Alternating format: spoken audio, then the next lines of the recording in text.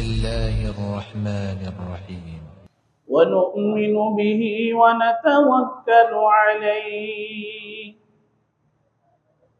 ونعوذ بالله من شرور أنفسنا ومن سيئات أعمالنا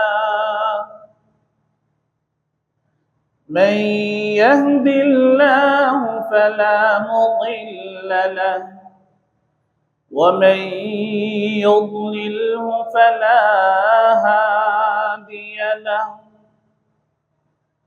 ونشهد أن لا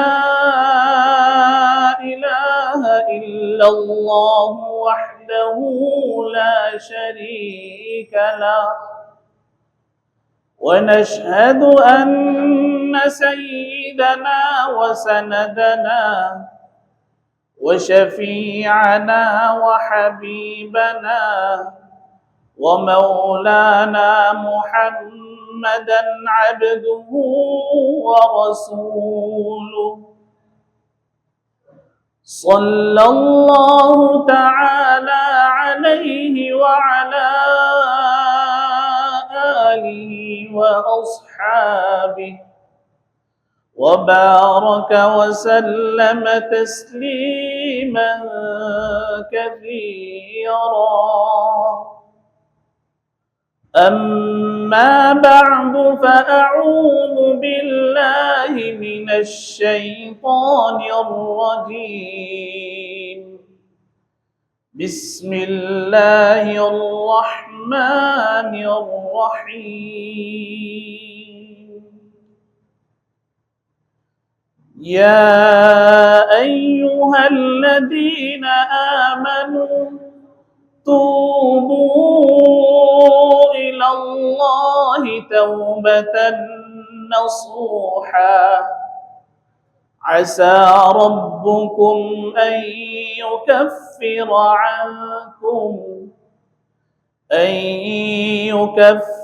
عنكم سيئاتكم ويدخلكم جنات تجري من تحتها الأنهار يوم لا يخزي الله النبي والذين آمنوا معه نورهم يسعى بين أيديهم وبأيمانهم يقولون ربنا أتمم لنا نورنا واغفر لنا إنك على كل شيء قدير صدق الله العظيم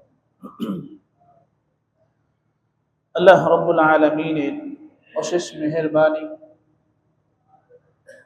যে আল্লাহ রাব্বুল ইজ্জত ওয়াল জালাল আমাদেরকে ভালোবেসে মহব্বত করে রমজানুল মুবারকের শেষ জুমায় মসজিদে আসার বসার তৌফিক দান করেছেন এই জন্য অন্তরের অন্তঃস্থল থেকে শুকরিয়া আদায় করি আলহামদুলিল্লাহ। মুহতারাম হাজিরিন, আমি আপনাদের সামনে সূরাতুত তাহরিম 28তম পারার শেষ একটি সূরা সূরাতুত তাহরিম এর একটি আয়াত তেলাওয়াত করেছি। এই আয়াতকে সামনে রেখে কিছু আলোচনা করার চেষ্টা করব। ওয়ামা তাওফীকি ইল্লা বিল্লাহ। প্রথমে আসি আয়াতের অনুবাদ কি। শাব্দিকভাবে আল্লাহ তাআলা এই আয়াতের মধ্যে কি বুঝিয়েছেন। আল্লাহ তাআলা মুমিনদেরকে ডাক দিয়ে বলেন, ইয়া আইয়ুহাল্লাযীনা আমানু, হে ওই সমস্ত লোক যারা ঈমান এনেছো। মুমিনদেরকে ডাক দিয়ে বলেছেন। ব্যাপকভাবে আল্লাহ তাআলা শুধু মানুষের কথা বলেন নাই, মানুষের মধ্যে যারা মুমিন, ঈমানদার, আল্লাহকে যারা বিশ্বাস করে, পরকালকে যারা বিশ্বাস করে, রসূলদেরকে যারা বিশ্বাস করে, ফেরেশতাদেরকে যারা বিশ্বাস করে, ভালো মন্দ যে তাকদীর আল্লাহ তাআলার পক্ষ থেকে হয়, এটাকে যারা বিশ্বাস করে, মৃত্যুর পর আবার আমাকে উঠতে হবে, আল্লাহ তাআলার দরবারে আমাকে হাজির হতে হবে, উপস্থিত হতে হবে, সংক্ষেপে এই কয়েকটা বিষয়ের উপর যারা বিশ্বাস রাখে তাদেরকেই মুমিন বলা হয়। এটি হলো মূল বিষয়। আল্লাহ তাআলার উপর বিশ্বাস রাখা, কিতাব সমূহের উপর বিশ্বাস রাখা, রসূলদের উপর বিশ্বাস রাখা, ফেরেশতাদের উপর বিশ্বাস রাখা, পরকালে আবার উঠতে হবে, আমার হিসাব নিকাশের জন্য আল্লাহ তাআলার সামনে দাঁড়াতে হবে, এই বিষয়গুলোর উপর বিশ্বাস রাখা, এটি হলো মূল বিষয়। আরো শাখা প্রশাখা অনেক আছে, যেটাকে আমরা ঈমানে মুফাসসালের ভিতরে পাই। আমানতু বিল্লাহি ওয়া মালাইকাতিহি ওয়া কুতুবিহি ওয়া রুসুলিহি ওয়াল ইয়াউমিল আখির ওয়াল কদরি খাইরিহি ওয়া শাররিহি মিনাল্লাহি তাআলা ওয়াল বা'থি বা'দাল মাউত। সংক্ষেপে এই কালিমার ভিতরে নিয়ে আসা হয়েছে।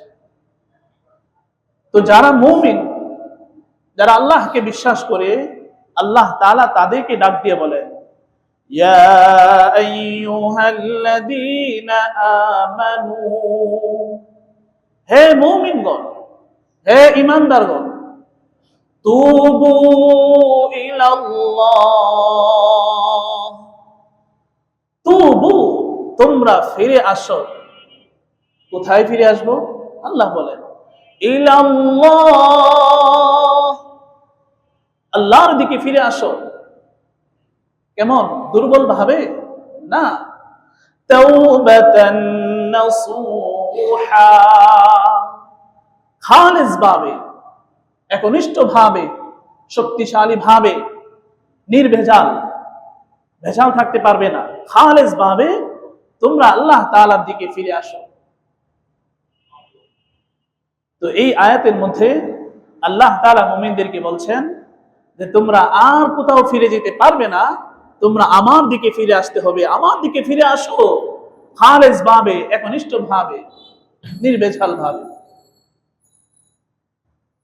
যদি এইভাবে তোমরা আমার দিকে ফিরে আসতে পারো, আল্লাহ তাআলার পক্ষ থেকে পুরস্কার। আল্লাহ বলেন আসা রাব্বুকুম, আল্লাহ তাআলা ওয়াদা করছেন, তোমাদের প্রভু যিনি তোমাদেরকে সৃষ্টি করেছেন, যিনি তোমাদেরকে প্রতিপালন করছেন, যিনি তোমাদেরকে লালন পালন করছেন, তারবিয়াতুশ শাই মিন আউয়ালি নুশুরিহি ইলা কামালিহি, রব তাকেই বলে যিনি একটা জিনিসকে সৃষ্টি করার পর ধাপে ধাপে ক্রমে ক্রমে শেষ পর্যন্ত যিনি পৌঁছে নিয়ে যান, তাকেই বলা হয় রব। তো আল্লাহ তাআলা আমাদেরকে সৃষ্টি করে ছেড়ে দিলেন এরকম না, আমাদেরকে সৃষ্টি করলেন, আমাদেরকে হাত দিলেন, পা দিলেন, চক্ষু দিলেন, কান দিলেন, সমস্ত অঙ্গ প্রত্যঙ্গ দিলেন, হ্যাঁ, শ্বাস নিঃশ্বাস ছাড়তে পারতেছি, এরকম ভাবে খাইতে পারছি, আল্লাহ তাআলা নিয়ামত ভোগ করতে পারছি, সব ধরনের নিয়ামত দিয়ে আল্লাহ তাআলা আমাদেরকে ডুবিয়ে রাখলেন, সব দিলেন, দিতেছেন, দিবেন। এই সব রবের কাজ। কার কাজ? রবের কাজ, আল্লাহ তাআলার কাজ।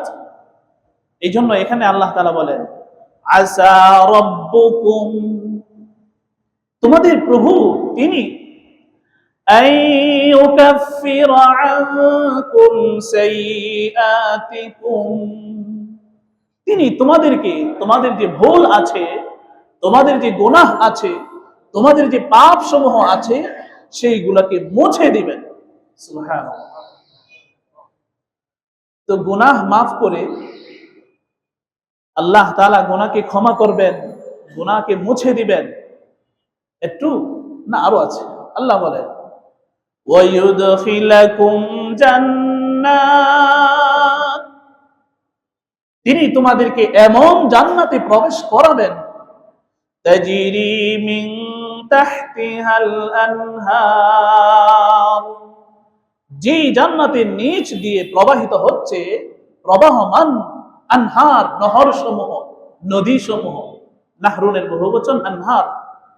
তো আল্লাহ তাআলা, আমরা যদি আল্লাহর দিকে ফিরে আসতে পারি, খালেস ভাবে প্রত্যাবর্তন করতে পারি, আল্লাহ তাআলা তিনি আমাদেরকে ক্ষমা করবেন। ক্ষমা করে দিয়ে তিনি আমাদেরকে এমন জান্নাতে প্রবেশ করাবেন যে জান্নাতের নিচ দিয়ে প্রবাহিত হচ্ছে নদী, নহর সমূহ। এখন নহর বলতে, নদী বলতে কি? আল্লাহ তাআলা এই ব্যাখ্যা অন্য আয়াতে দেন। তাফসীরুল আয়া বিল আয়া, এক আয়াতের তাফসীর আরেক আয়াত। নহর বলতে কি? নহর কেমন নহর?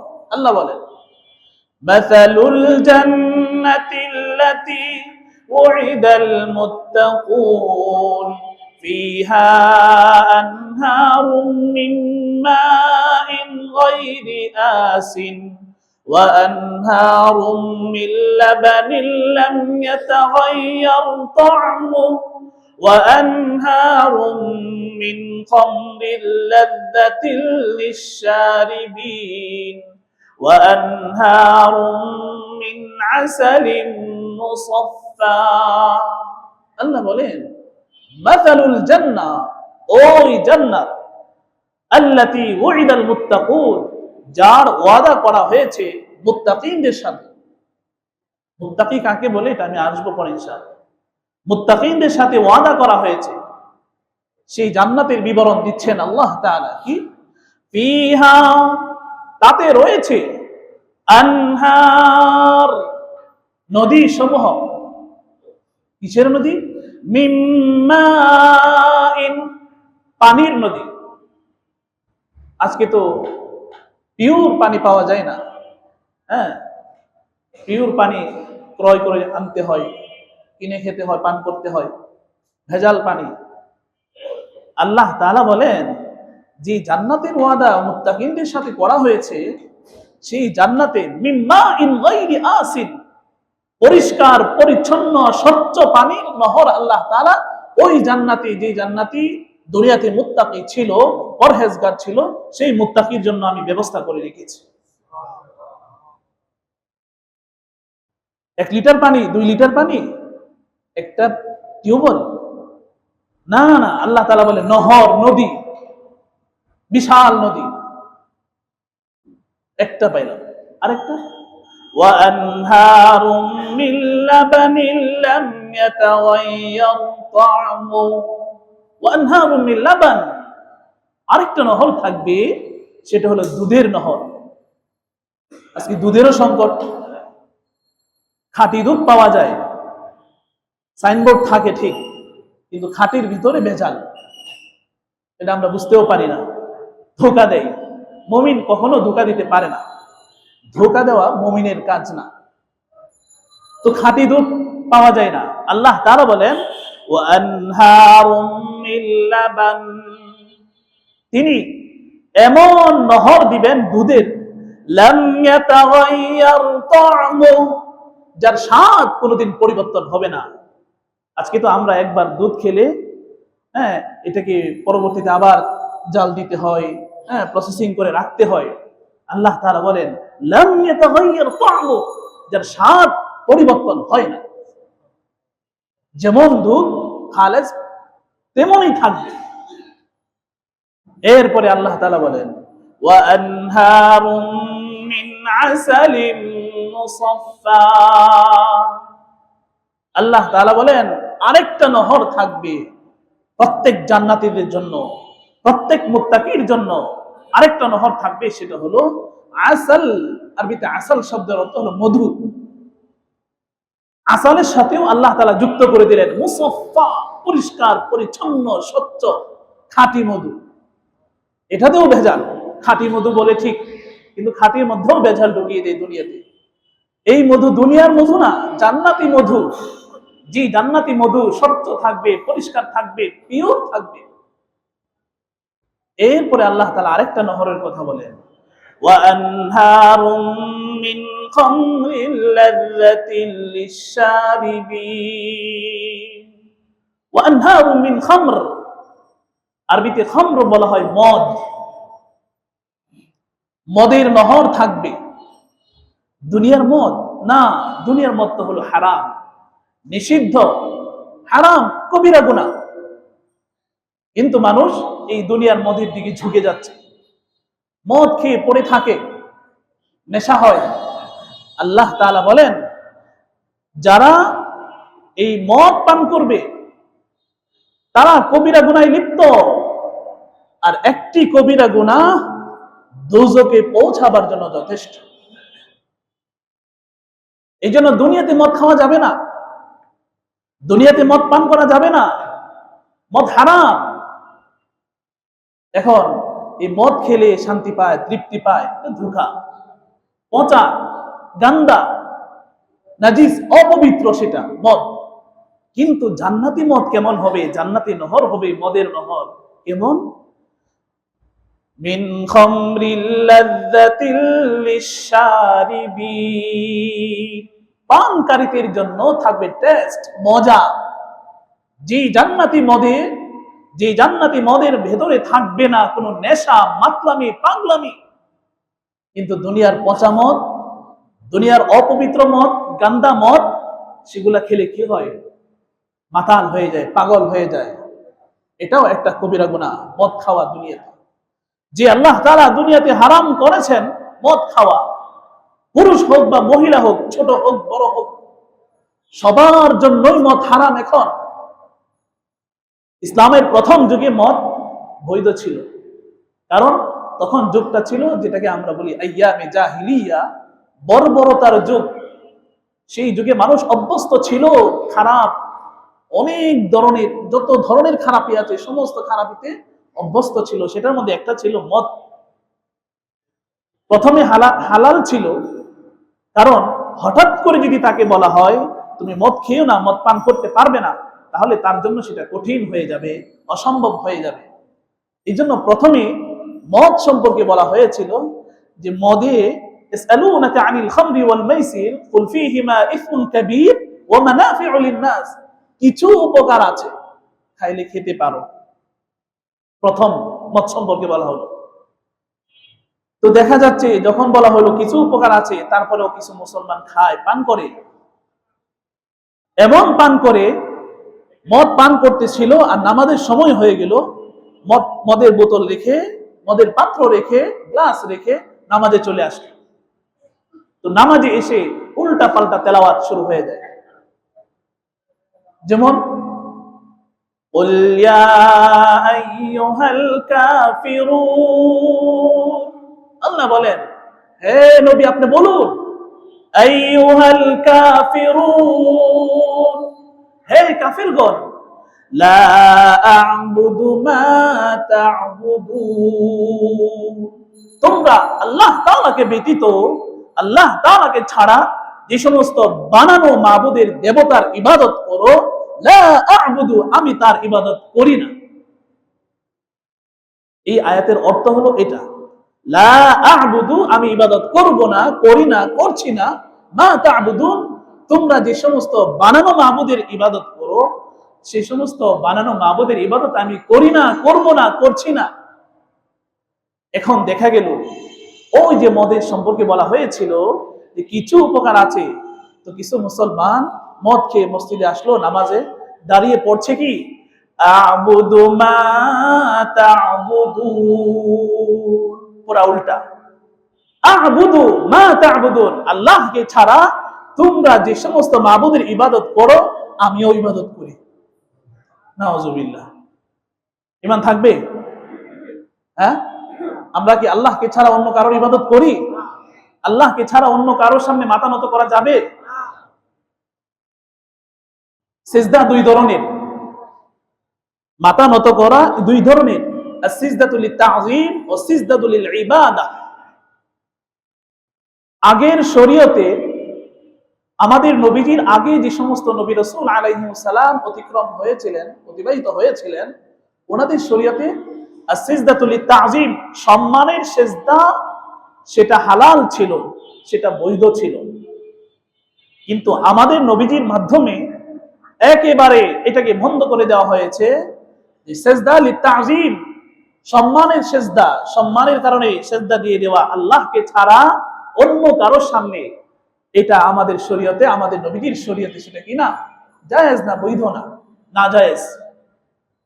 আর আসসাজদাতুল ইবাদা, এটা আগের শরীয়তেও আল্লাহকে ছাড়া অন্য কারোর জন্য ইবাদতের উদ্দেশ্যে সেজদা করা সেটা হারাম ছিল, এই শরীয়তেও হারাম। মাথা নত করা যাবে না, যে সম্মানার্থে আমি মাথা নত সেজদা দিয়ে দিলাম, না, এটা নিষেধ, আমি বানাতে পারবো না। নবীজি সাল্লাল্লাহু আলাইহি ওয়াসাল্লাম সেটাকে বন্ধ করে দিয়েছেন, সেটা আর করা যাবে না।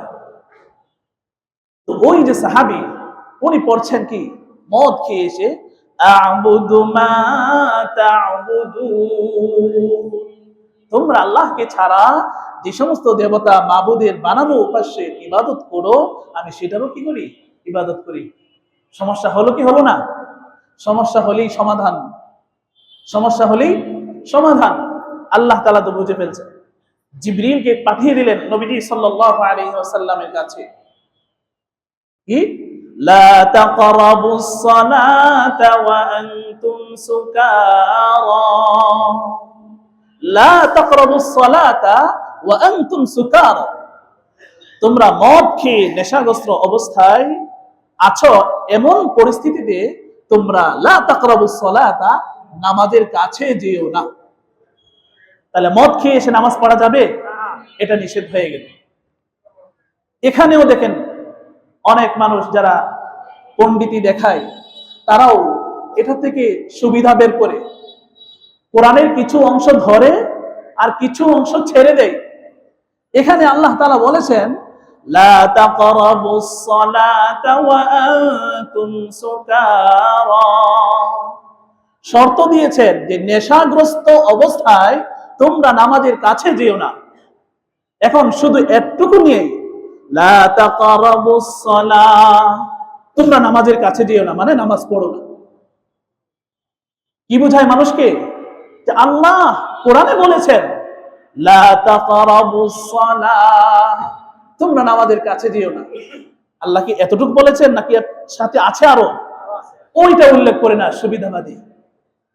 যেই শর্ত দিয়ে আল্লাহ বলেছেন যে নামাজের কাছে যেও না, সেই শর্তের কথা উল্লেখ করে না, বলে কি লা তাকরাবুস সালাহ, তোমরা নামাজের কাছে যেও না, নামাজের প্রয়োজন নেই, আল্লাহই বলেছেন। না না না, আল্লাহ তাআলা শর্ত সাপেক্ষে বলেছেন যে নেশাগ্রস্ত অবস্থায় মদ খেয়ে, মদ পান করে তুমি একেবারে মাতাল, এমন অবস্থায় তুমি নামাজে যেও না। এটা হলো দ্বিতীয় ধাপ।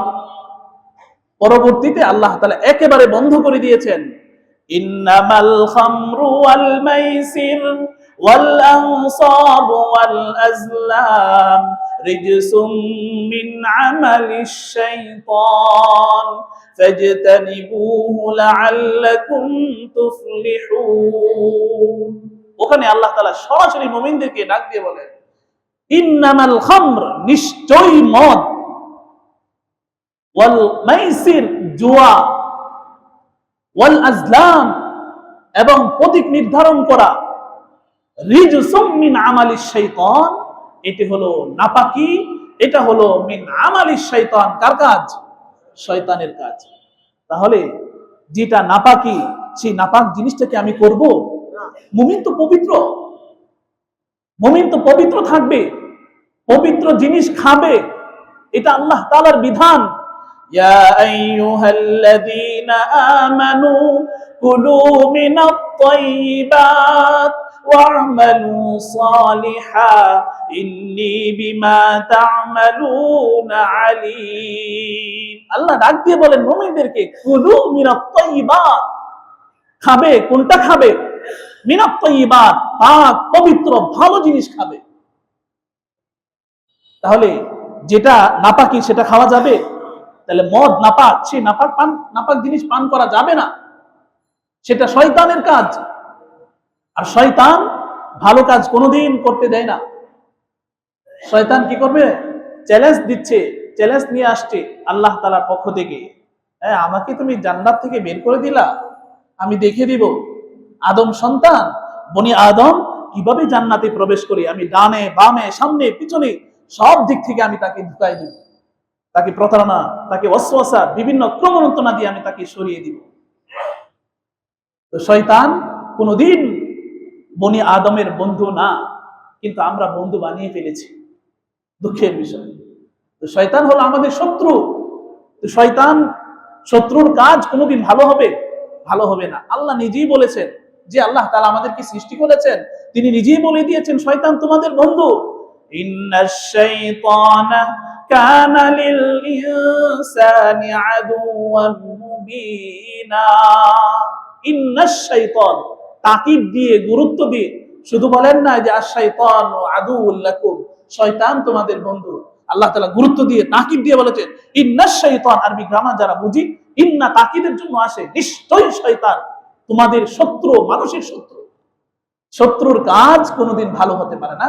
এই জন্য আল্লাহ বলেন রিজসুম মিন আমালিশ শাইতান ফাজতানিবুহ, তোমরা বিরত থাকো জুয়া খেলা, মদ পান করা ইত্যাদি খারাপি থেকে। ফাজতানিবুহ, এগুলা শয়তানের কাজ, এগুলা থেকে তোমরা বিরত থাকো। লাআল্লাকুম তুফলিহুন, তাহলে তোমরা সফলতা অর্জন করতে পারবে। কিন্তু যদি শয়তানের কাজে তোমরা লিপ্ত হয়ে যাও, সফলতা অর্জন করতে পারবে না। আমরা তো সবাই সফল হতে চাই, সফল কাম হতে চাই, হ্যাঁ, কৃতকার্য হতে চাই।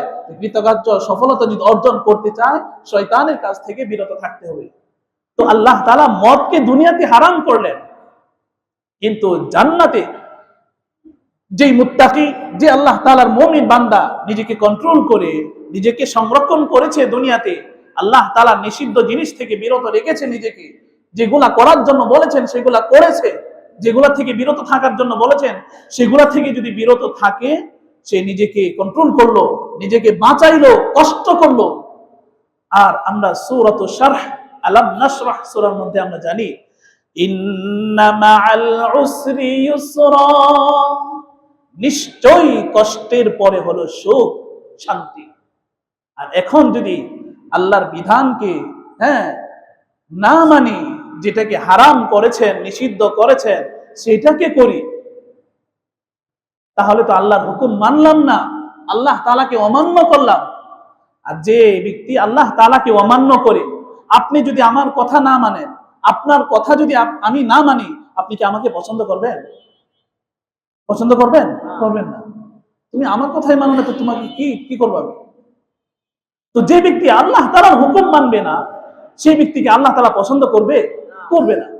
যে ব্যক্তিকে আল্লাহ তাআলা পছন্দ করবে না, সেই ব্যক্তিকে কি আল্লাহ জান্নাত দিবেন পুরস্কার হিসাবে? আমাদের আলোচনা চলছিল জান্নাত, যে জান্নাতে আল্লাহ তাআলা 4টা নহর, এই নহরের ভিতরে একটা নহর ছিল মদের নহর।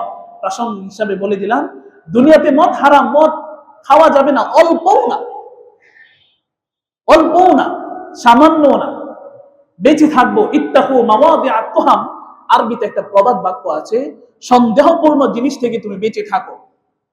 এই দিক দিয়ে গেলে মানুষের সন্দেহ করতে পারে, আমি এই দিক দিয়ে আমি যাব না, এই কাজটা করলে সন্দেহ করতে পারে, আমি এই কাজ আমি করব না।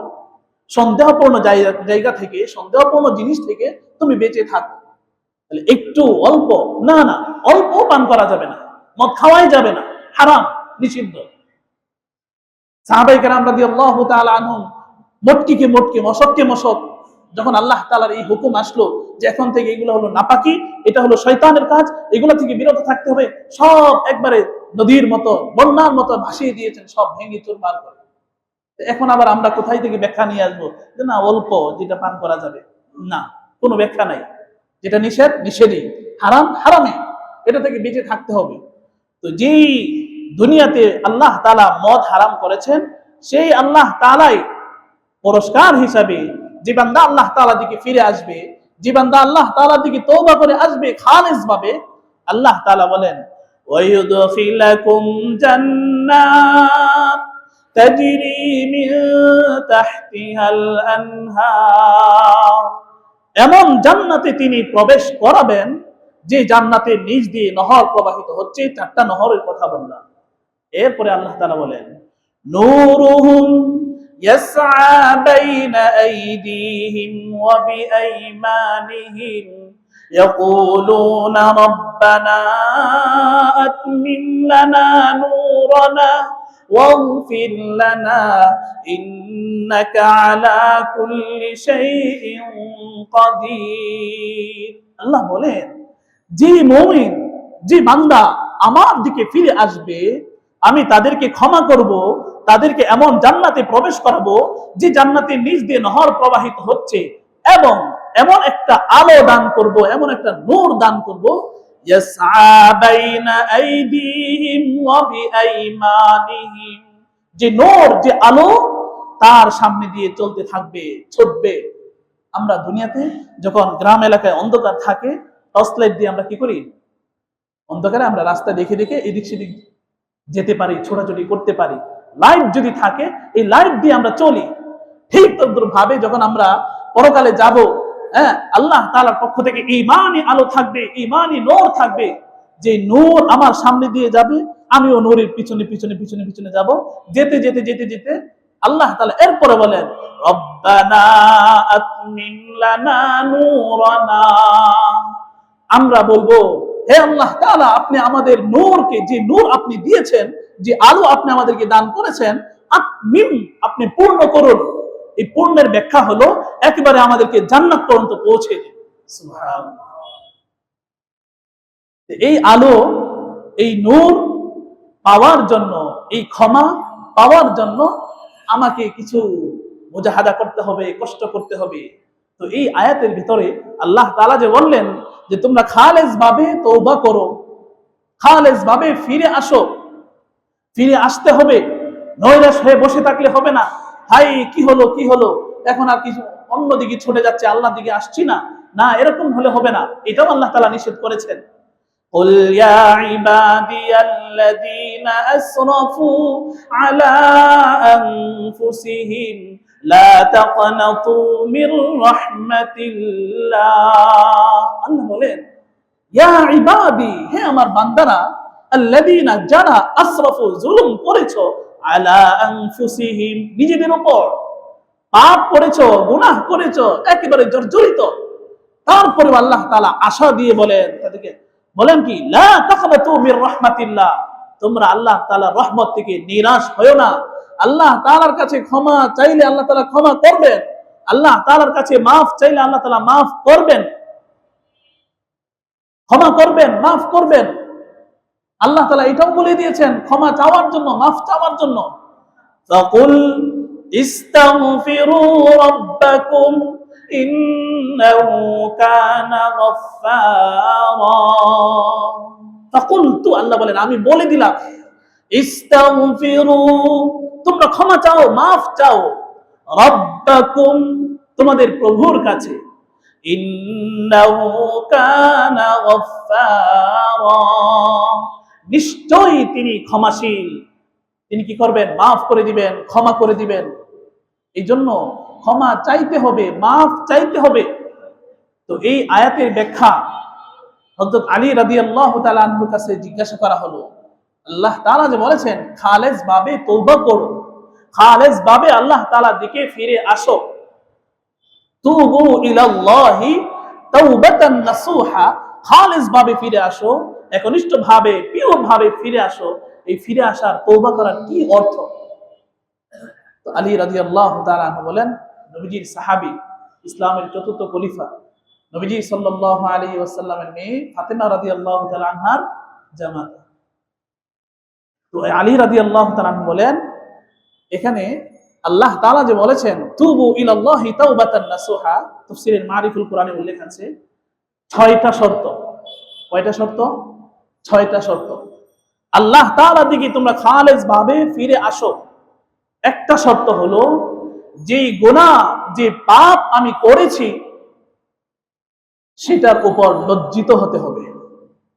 আমার দ্বারা এই গুনাহটা হয়ে গেল, আমার দ্বারা এই ভুল হয়ে গেল, এই পাপ হয়ে গেল, এই আমি যে আল্লাহ তাআলার দিকে ফিরে আসব, ফিরে আসার একটা অর্থ হলো যে আমাকে এই গুনার উপর লজ্জিত হতে হবে, অনুতপ্ত হতে হবে, একটা শর্ত। আরেকটা শর্ত হলো, আমি যদি আল্লাহ তাআলার পক্ষ থেকে দেওয়া কোন ওয়াজিব, কোন ফরজ বিধান ছেড়ে থাকি, আমার দ্বারা এটা আদায় হয় নাই, ছুটে গিয়েছে, ওয়াজিব হোক অথবা ফরজ হোক, এই ফরজটাকে আমাকে আদায় করতে হবে। এই ফরজটাকে কি করতে হবে? আদায় করতে হবে। তাহলে একটা শর্ত পেলাম, সেটা হলো আমাকে যে গুনাহ করলাম, যে পাপ করলাম, সেটার উপর আমাকে লজ্জিত হতে হবে। আরেকটা হলো আমার দ্বারা যদি কোনো ওয়াজিব ছড়ে যায়, আমার দ্বারা যদি কোনো ফরজ ছড়ে যায়, যেটা আমি তরক করেছি, সেটাকে আমাকে আদায় করতে হবে, কাজা আদায় করতে হবে। আরেকটা শর্ত, আমি যদি কোনো বান্দা, কোনো মানুষের সম্পদ অন্যায়ভাবে আত্মসাৎ করে থাকি, কারণ কোনো মানুষের সম্পদ জোরপূর্বক ভাবে আত্মসাৎ করে থাকি, খেয়ে থাকি, গ্রহণ করে থাকি, আমাকে এই সম্পদ কি করতে হবে? ফিরিয়ে দিতে হবে। আমি অমুকের সম্পদ দখল করলাম, আমি অমুকের বাড়ি দখল করলাম, আমি অমুকের দোকান দখল করলাম, গ্রহণ করে নিলাম, দখল করে নিলাম, আর মসজিদ এসে আল্লাহ আপনি আমাকে মাফ করে দেন না, আমাকে যার সম্পদ আমি আত্মসাৎ করেছি তার সম্পদ আমাকে ফিরিয়ে দিতে হবে। আলী রাদিয়াল্লাহু তাআলা আনহু বলেন, আমি বলেছি না।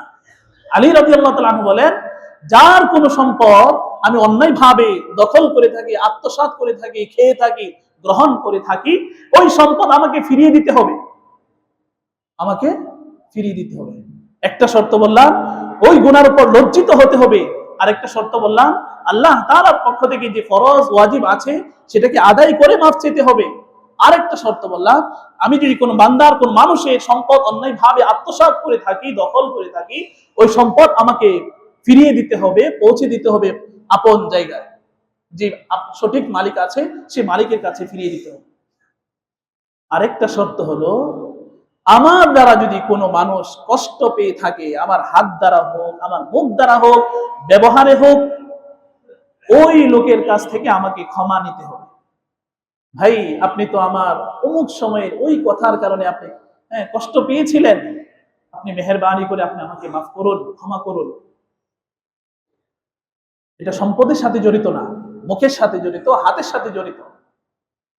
কারণ এই যে কথার যে কষ্ট, কবি বলে জারাহাতুস সিনানি লাহাল তিআম ওয়ালা ইয়ালতামু মা জারাহাল লিসান।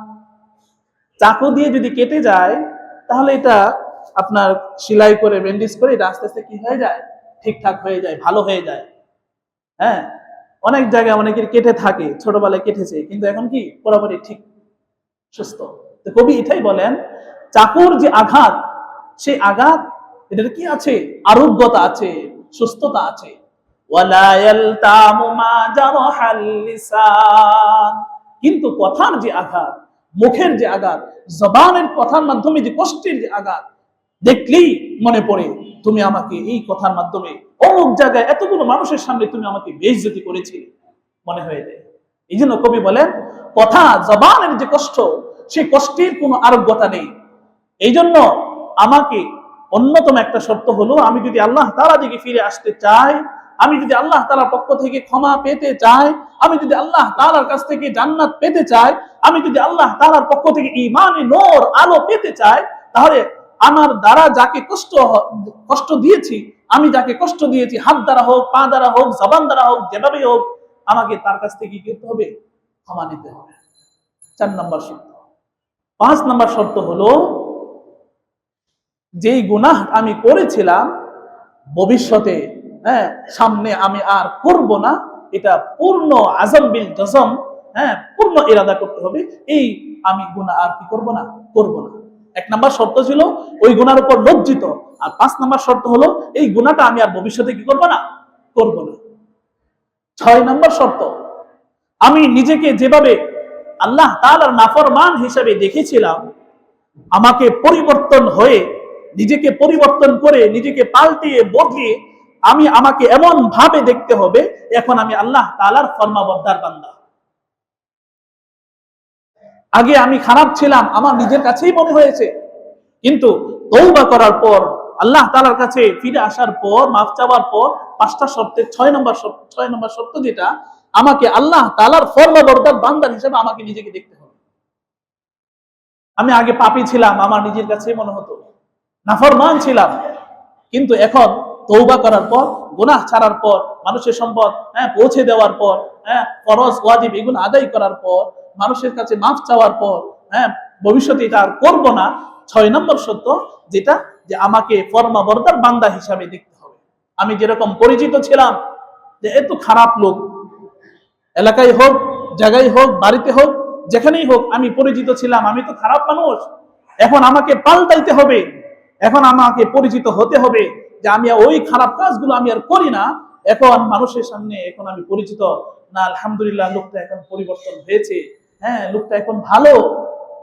আলী রাদিয়াল্লাহু তাআলা আনহু বলেন, এই 6টা শর্ত যার ভিতরে পাওয়া যাবে, এইভাবে যে তওবা করবে, এই তওবার নাম হলো তওবায়ে নাসুহা। এই তওবার নাম কি? তওবায়ে নাসুহা। নাসুহা কোন ব্যক্তির নাম না, যে নাসুহা ব্যক্তি যেভাবে তওবা করেছেন আমাকে সেভাবেই তওবা করতে হবে না।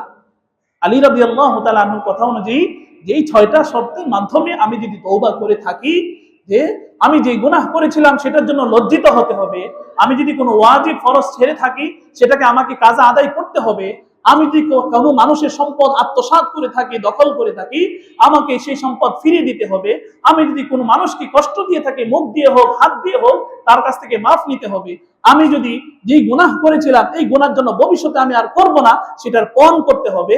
আর 6 নম্বর শর্ত হলো যে আমি যেরকম সমাজে পরিচিত ছিলাম, আমি নিজেকে মনে করতাম নাফরমান বান্দা, আল্লাহ তাআলার ফরমাবরদার বান্দা না, এখন পাল্টিয়ে পরিবর্তন হয়ে এমন আমল করতে হবে, আলহামদুলিল্লাহ এখন আমি ফরমাবরদার বান্দা, আল্লাহ তাআলার অনুগত বান্দা।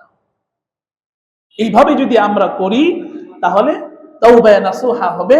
আর তওবায়ে নাসুহা যদি হয় তাহলেই আল্লাহ তাআলা আমাদেরকে ক্ষমা করবেন, তাহলেই আল্লাহ তাআলা আমাদেরকে জান্নাত দিবেন, তাহলেই আল্লাহ তাআলা আমাদেরকে সেই নূর দান করবেন, সেই আলো দান করবেন। আর আল্লাহ তাআলা এই নূর দেওয়ার জন্য, আল্লাহ তাআলা ক্ষমা করার জন্য, আল্লাহ তাআলা জান্নাত দেওয়ার জন্য বান্দাকে আল্লাহ তাআলা বিভিন্ন সময়, বিভিন্ন দিন, বিভিন্ন রজনী অফার করেন, বিভিন্ন মাস অফার করেন, বিভিন্ন সময় অফার করেন। হ্যাঁ, সেই সময়ের ভিতরে একটা হলো যেটা আমরা একবারে শেষ পর্যায়ে আছি, রমজানুল মুবারক। রমজানুল মুবারক বান্দাকে কাছে আনার জন্য, বান্দাকে মাফ করার জন্য, বান্দাকে রহমত দিয়ে ভরপুর করার জন্য, বান্দাকে জান্নাতবাসী করার জন্য রমজান হলো একটা মৌসুম। ব্যবসায়ীদের যেরকম একটা মৌসুম থাকে, এই সময়ে ব্যবসা ভালো হয়, ওই সময়ে ব্যবসা ভালো হয় না। আল্লাহ তাআলার বান্দা, বান্দা হিসাবে আমি আল্লাহ তাআলার কাছে বেশি কিভাবে নিতে পারি, বেশি কিভাবে পেতে পারি, এই সময়টা হলো রমজানুল মুবারক ছিল। এটা হলো মুমিন বান্দাদের মৌসুম। আর এই মৌসুমের ভিতরে আল্লাহ তাআলা রোজা দিয়েছিলেন, এই রোজার মাধ্যমে আমাকে তাকওয়া অর্জন করতে হয়েছিল। এখন আমরা নিজেরা নিজেকে প্রশ্ন করি, যে রোজাকে আল্লাহ তাআলা ফরজ করেছিলেন, যেটা আল্লাহ তাআলা বলেছেন, ইয়া আইয়ুহাল্লাযীনা আমানু কুতিবা আলাইকুমুস সিয়াম কামা কুতিবা আলাল্লাযীনা মিন ক্বাবলিকুম লাআল্লাকুম তাত্তাকুন। তোমাদের উপর রোজা ফরজ করা হয়েছে যেরকম ইতিপূর্বে ফরজ করা হয়েছিল। কেন? উদ্দেশ্য কি? লাআল্লাকুম তাত্তাকুন, যাতে করে তোমরা মুত্তাকি হতে পারো। তাকওয়া মানে কি? আল্লাহ তাআলার ভয়। তাকওয়া হলো আল্লাহ তাআলার ভয়। তাকওয়ার 3টা স্তর। একটা হলো ভয়ে আমি শিরক থেকে বেঁচে থাকলাম, আত-তাকওয়া মিনাশ শিরক, শিরক থেকে বাঁচা। আরেকটা হলো আত-তাকওয়া মিনাল কাবাইর, কবিরা গুনাহ থেকে বাঁচা। আরেকটা হলো আত-তাকওয়া মিনাস সাগাইর, ছোট গুনাহ থেকেও বাঁচা। এটা হলো সবচেয়ে অন্যতম।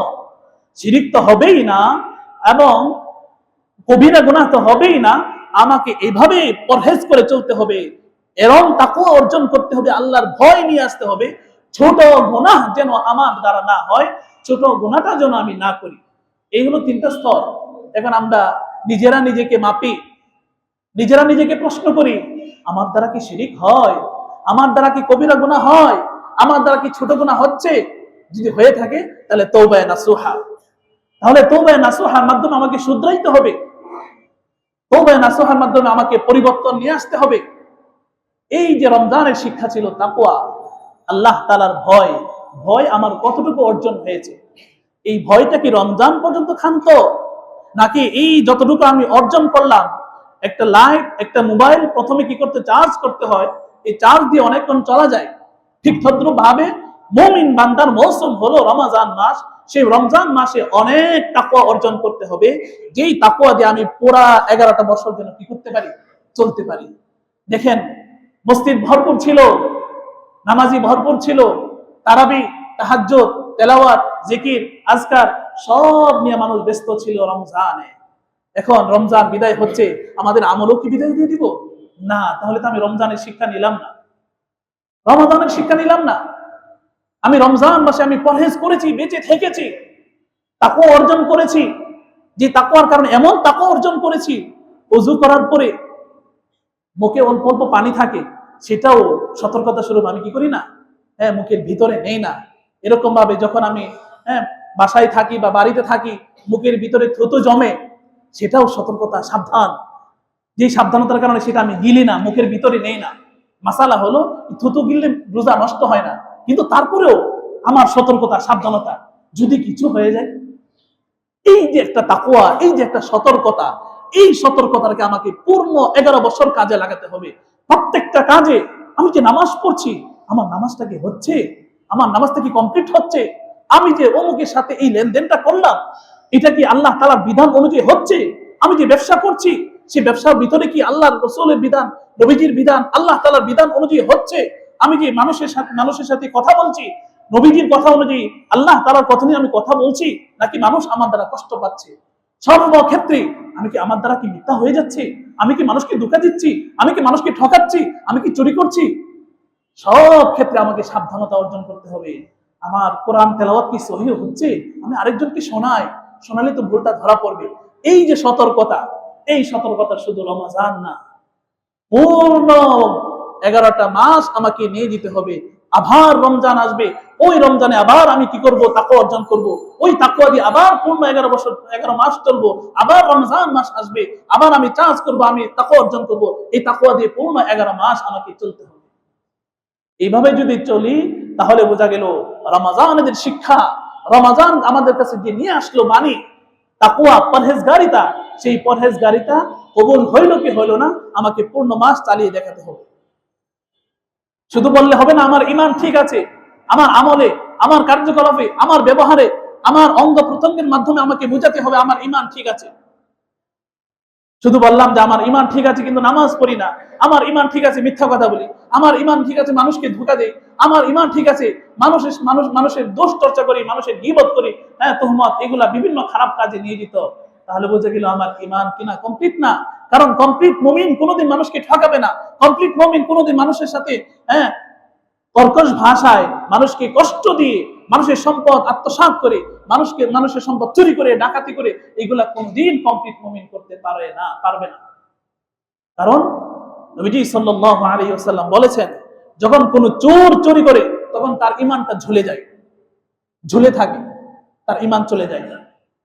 আল্লাহ না করুন এমন অবস্থায় যদি তার মৃত্যু চলে আসে, তাহলে কি অবস্থা হবে?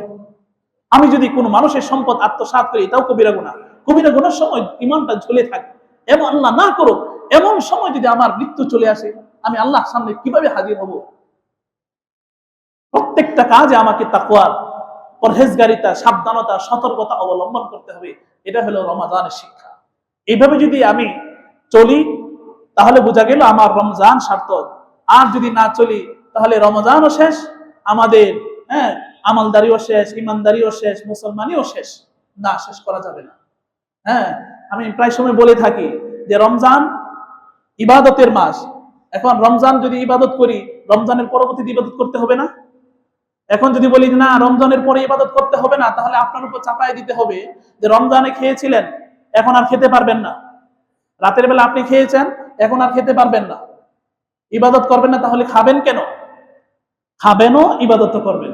কিন্তু যদি ইবাদত না করেন, শুধু খান আর খান, তাহলে দাবি আছে আল্লাহ তাআলা, জবাবদিহি করতে হবে।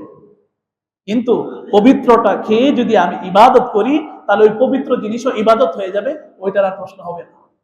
কিন্তু আল্লাহ নিয়ামত যদি ভোগ করি, ভোগ করার পরে গুণ গাই আরেকজনের, কাজ করি আরেকজনের, এমন লোকের কাজ করি যে লোক খুশি হয় কিন্তু আল্লাহ তাআলা খুশি হয় না, এমন জিনিসের কাজ করি যে জিনিস খুশি হয় কিন্তু আল্লাহ তাআলা খুশি হন না, শয়তান খুশি হয় কিন্তু আল্লাহ তাআলা খুশি হন না, না হবে না। এই জন্য রমজানে যেরকম আমরা ইবাদত করেছি, নামাজ পড়েছি, তেলাওয়াত করেছি, রমজান রোজা, রমজানের পরেও রোজা আছে, শাওয়াল মাসের রোজা। নবীজি সাল্লাল্লাহু আলাইহি ওয়াসাল্লাম বলেন, মান সামা রমাদান ثم اتبعه ستا من شوال কানা কাসিয়ামিদ দাহরি কুল্লিহি। নবীজি বলেন, যে ব্যক্তি রমজানের পরিপূর্ণ রোজা রাখলো, রমজানের পরে শাওয়ালের 6টা রোজা রাখলো। শাওয়ালের 6টা রোজা এটা হলো নফল, এটা ফরজ না, ওয়াজিব না, কিন্তু না হলে কি ফজিলত দেখেন কত বেশি। নবীজি বলেন, মান সামা রমাদান, যে ব্যক্তি রমজানের রোজা রাখলো, সুম্মা আতবাআহু সিত্তাম মিন শাওয়াল, অতঃপর শাওয়ালের 6টা রোজা রাখলো, নবীজি বলেন কানা কাসিয়ামিদ দাহরি কুল্লিহি, সে ধরে নেওয়া হবে পূর্ণ বছর রোজা রাখার সওয়াব পাইল। সুবহানাল্লাহ। এই জন্য নফল হইলেও আমরা গুরুত্ব দিয়ে আদায় করব, কারণ আমরা তো আমলেরই দরকার, আমরা তো লাভ চাই, আমরা তো লাভ চাই, যেখানে বেশি পাওয়া যাবে সেটাই তো করতে চাই। মুমিন তো সেটাই খুঁজবে, কারণ আমাদের ইমানি অ্যাকাউন্ট খোলা আছে, এখন অ্যাকাউন্টে টাকা, ইমানের অ্যাকাউন্টে আমাকে আমল জমাইতে হবে। দুনিয়াতে যেরকম ব্যাংকের অ্যাকাউন্ট খুলি, ব্যাংকের অ্যাকাউন্টে টাকা জমা দিলে টাকা জমে নাকি, পরবর্তীতে টাকা তোলা যায় সময়ে সময়ে, ঠিক তদ্রুপভাবে আমাদের ইমানি অ্যাকাউন্ট খোলা আছে। এখন যদি আমরা বেশি থেকে বেশি নেক আমল করে করে আমরা জমাইতে থাকি, পরকালে এটার ভোগ করতে পারবো। পারবো কি পারবো না? পারবো। এই জন্য শাওয়ালের 6টা রোজা রাখার চেষ্টা করবো ইনশাআল্লাহ। আল্লাহ তাআলা সবাইকে তৌফিক দান করুন। আরেকটা বিষয় হলো, নবীজি সাল্লাল্লাহু আলাইহি ওয়াসাল্লাম বলেছেন, যাকাতুল ফিতর, সাদাকাতুল ফিতর, ফিতরা যেটা আমরা বলি কি ফিতরা, ফিতরা শব্দের অর্থ হলো ভাঙ্গা, রোজা ভাঙ্গা। সুমু লিরুয়াতিহি ওয়া আফতিরু লিরুয়াতিহি, তোমরা চাঁদ দেখে রোজা রাখো, চাঁদ দেখে রোজা ভাঙ্গো আর কি, ছেড়ে দাও। তো আগামীকাল আমাদের রোজা ছাড়া হবে। তো নবীজি সাল্লাল্লাহু আলাইহি ওয়াসাল্লাম বলেন, ওই ঈদের দিন, ঈদুল ফিতরের দিন, যাদের নেশাব পরিমাণ মাল আছে, শুধু ওই দিনটা, যাকাত আর সাদাকাতুল ফিতরের মধ্যে একটু ব্যবধান। যাকাত ফরজ হওয়ার জন্য শর্ত হলো যাদের নেশাব পরিমাণ মাল আছে আর এই মালটা পূর্ণ 1 বছর থাকে অতিরিক্ত, তার প্রয়োজনীয় জিনিস ছাড়া তার কাছে 1 বছর ঘুরে, তাহলে তার উপর যাকাত ওয়াজিব। কিন্তু সাদাকাতুল ফিতর হলো যে ব্যক্তি যাকাত পরিমাণে মালিক ঈদুল ফিতরের দিন হয়ে থাকে, ওই দিন তার কাছে সম্পদ থাকে, তাহলে তার উপর সাদাকাতুল ফিতর ওয়াজিব। সাদাকাতুল ফিতর ওয়াজিব, সেটা আমাকে দিতে হবে। এখন সময়টা কি? সময়টা, মেইন সময় হলো ঈদে আসার, নামাজে আসার আগ মুহূর্তে এটা কি করা? আদায় করা।